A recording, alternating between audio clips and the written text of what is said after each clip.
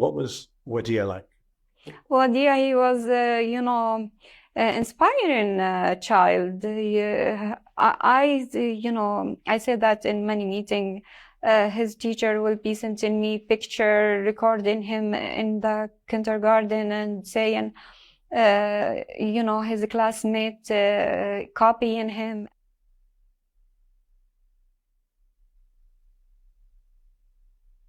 I need justice. How can you live without justice? And how you will be in peace without justice? If all of us tap out, then we're turning our backs on the people of Gaza, and that's not something that we're willing to do, and we're not willing to turn our backs on Wadia's mom or the other victims of the same hate that continues to take the lives of our brothers and sisters in Gaza. I'd like to acknowledge that my constituent, Hanan Shaheen Wadia Al-Fayoumi, mother, is in the audience. I was honored to join my colleague, Senator Tammy Duckworth and Congresswoman Delia Ramirez, introducing a resolution honoring Wadia. Mrs. Shaheen, I'm so sorry for your devastating loss. Free speech is sacred in America, but public officials on both sides of the aisles have a responsibility not to fan the flames of hatred. You support Hamas, do you not? Senator, oddly enough, I'm going to say thank you for that question because it demonstrates the purpose of our hearing today in a very effective way. Let's start first with a yes or no. Hamas is a foreign terrorist organization that I do not support, but you asking the executive director of the Arab American Institute that question very much puts the focus on the issue of hate in our country. Well, I get horrible bigotry and hate have real consequences in the Arab community, in the Palestinian community, in other communities, and it makes us all less safe. My name is Dean Chaudhry. I'm a Palestinian American. I want to take some time to emphasize that Palestinian American, because there's some within this nation that like to think that those two identities have to be separate.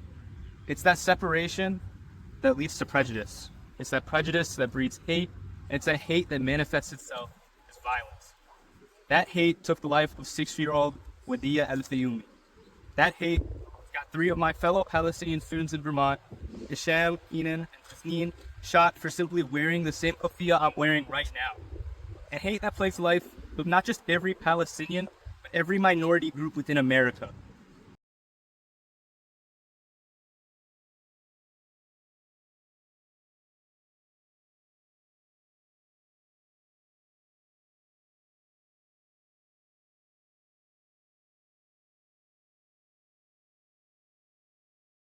The resolution of Wadia Fayoumi has passed the Senate unanimously.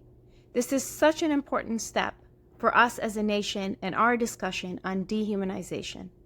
The resolution connects the dots between political rhetoric, misinformation, and false narratives about a people and how that results in death and bodily harm.